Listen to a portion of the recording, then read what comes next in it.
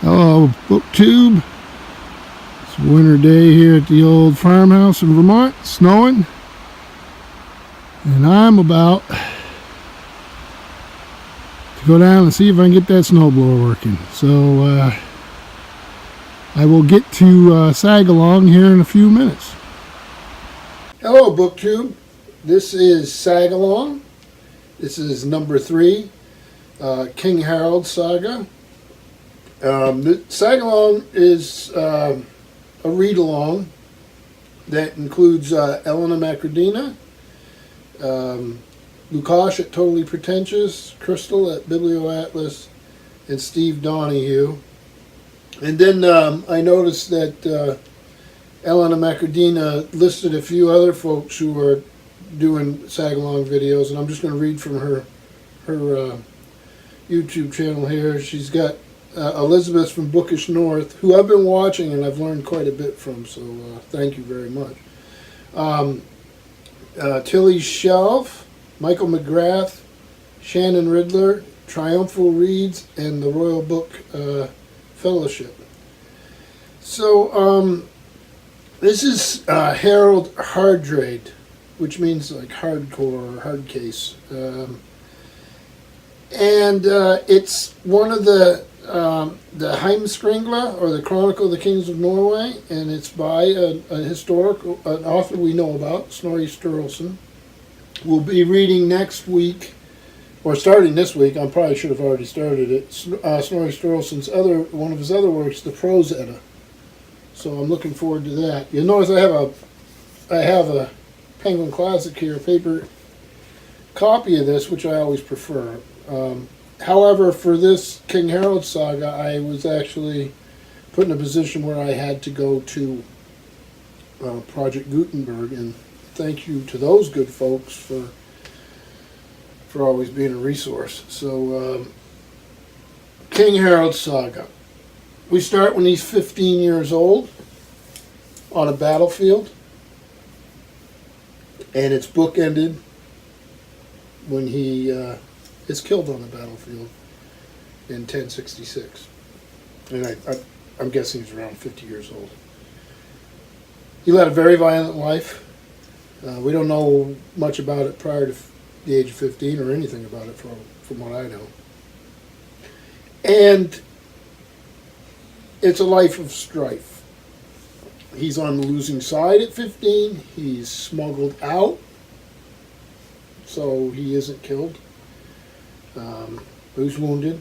He makes his way through life to become a king in Norway by starting as a mercenary. So he goes into Sweden, he goes into Russia. He seems to be very adept at making alliances. He ends up in the Byzantine Empire. He ends up as a mercenary. He ends up in Sicily, in Africa. This is another case of something that, with this literature, always amazes me. And number one, how varied everything we've read has been. Gumland Wormtongue is nothing like this. And Eric the Red Saga was nothing like this. And I'm assuming the Prose Edda, even though it's by the same person, will be a very different thing. So there's a lot of variety in this literature. It's a lot of travel. You think about the sheer scale of the travel, and it's amazing. And this tale, even though this tale takes place, a lot of it in southern climes, and a lot of it not, it's a very northern tale. You have Danes, Norwegians, Russians, the English. Of course, at the end we know that all this has an impact on William the Conqueror, who is a Norman, a Northman, even though he's a French speaker and all that. So this culture and variations of it are all over the world at that time, or that section of the world, and very mobile. They see things in a lifetime as you don't normally associate with medieval times. So Harald is very wily. He's brutal. you figure growing up on a battle, we first meet him on a battlefield at the age of 15. He lives in a very violent world. A world of honor. There's people in these stories that are willing to be hacked up, literally hacked up with a sword,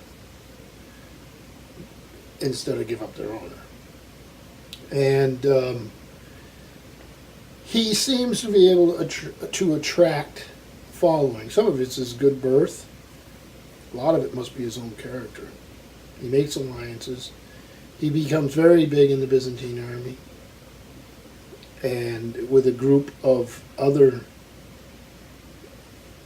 northern mercenaries, forms a unit within that army, and they're directed around the Mediterranean world. And Harald earned something of a reputation as a strategist and as a wily opponent. He accumulates great wealth, which he sends back to Russia to be guarded. And when he decides it's time to move back north, the Byzantines' royal family imprisons him. He makes his escape. These escapes are always shown to be very crafty. And he makes his way north, marries Elizabeth, was it her name? He marries a queen, and then moves on to try to move back into Norway. So he's got an army. He's got magnificent wealth. He makes alliances with a fellow named Svein, who throughout the rest of the story, it's interesting, even though Harald is always battling this Sven later because they have a falling out, it does seem that Sven lasts longer. There's a slant towards showing Harald as being the better or the most successful warrior, but if you read between the lines, it does seem to me as if Sven doesn't either just survives or just comes out on top. It's hard to tell because does seem to me to be a slant to the reporting, let's say. There's problems once Harald becomes the sole ruler of Norway with various earls. He has a liking for absolute monarchy, and not everybody goes for it. Trickery and murder, and that leads to resistance from his own subjects. And it seems to me to be a real case. These stories were told much after the fact, but there would have been enough living memory to say, hey, my uncle had that area, and Harald wasn't everything. So I think some of that comes through. There's a lot of poetry. The poet, the skalds, the memory of the people are used here like source material. They are source material. We like getting a quotation. But it all culminates with being invited into England, where one faction sees another Harald, the King of England, as an usurper. Our Harald is invited in. All does not go well. Ends up with an arrow to the throat. But unfortunately for the English king, the battle had been brutal, and he had to turn south to meet William the Conqueror, and he's called the Conqueror because things went his way and not Harold's. So it had a huge impact on England. So we have this swirling mass of moving Danes and Norwegians and Swedes and Russian Vikings and Icelandic folk and Ireland and in England, a whole traveling, moving world. Intermarriages, dynastic troubles, very fascinating. But this is the first time, well, it's not the first time. With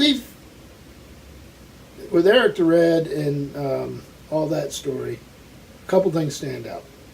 strong women characters. Not so much of that here. We're very much into a courtly scene. And a real connection to the pagan where we have prophetess and all that. Gunnar Morgenthau moves away from that a little bit. And then here in King Harald, we have, seems to me almost like more of a history. Quoting sources no matter, and trying to sift those sources by the reputation of the poet or the chronicles or monuments or wherever they get their information. So it does seem to be moving into the realm of history. I wouldn't take all of it at face value.